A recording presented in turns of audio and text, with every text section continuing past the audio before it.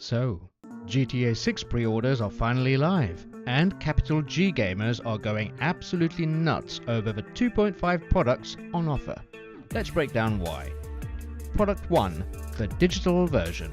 Preloading starts November 12th, playable on November 19th, pretty standard. Product number 2, the physical edition. But there's a twist. It's a physical piece of paper with a digital download code inside. I mean, what?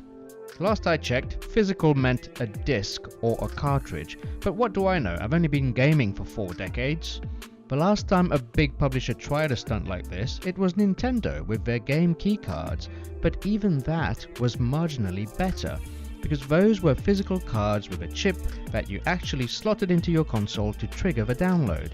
Because a physical item changed hands, you could still lend it to a friend or resell it, keeping the second-hand market alive. With Rockstar though, there is no lending, there is no reselling. Once you type that code in, it is consumed. I'll caveat this, just because there's no disc at launch doesn't mean there won't be one later, but it also doesn't mean that there will be. At best, they're waiting for the initial multi-million-dollar wave of FOMO to clear before double dipping with a collector's disc edition later on. But hey, that's just speculation. Let's examine how the corporate apologists are justifying this. Simp argument number 1. It's to avoid leaks. Now, don't get me wrong, leaks and spoilers suck. Look at Insomniac in 2023 or Rockstar themselves in 2022.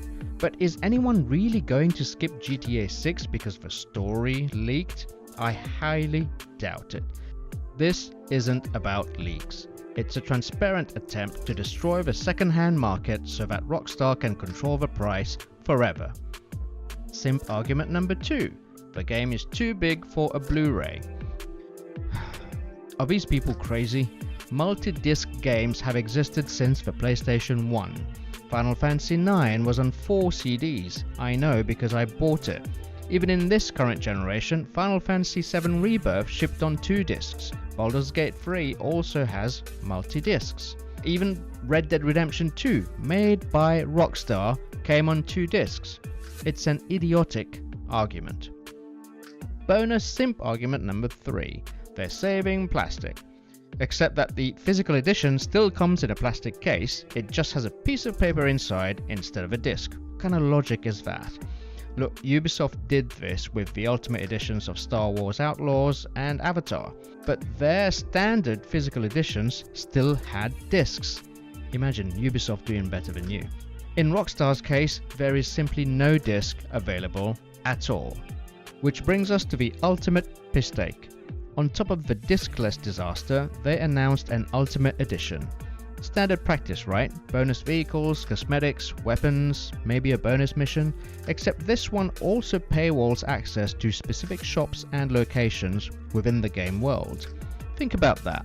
Rockstar built these locations already, and then actively locked the doors for standard users to milk an extra 20 quid out of you. It's the Resident Evil 5 DLC controversy all over again, where the content is already sitting on your SSD, but you have to pay to download a 5MB unlock key.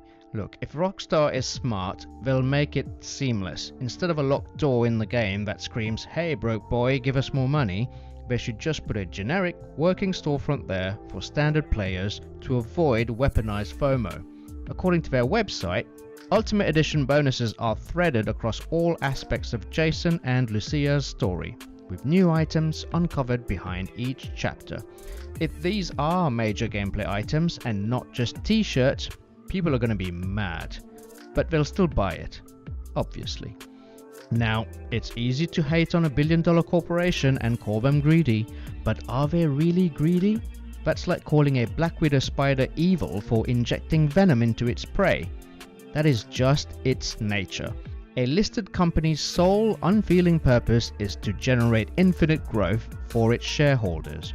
It is a machine, so if you are unhappy with the machine's pricing, you have exactly one weapon.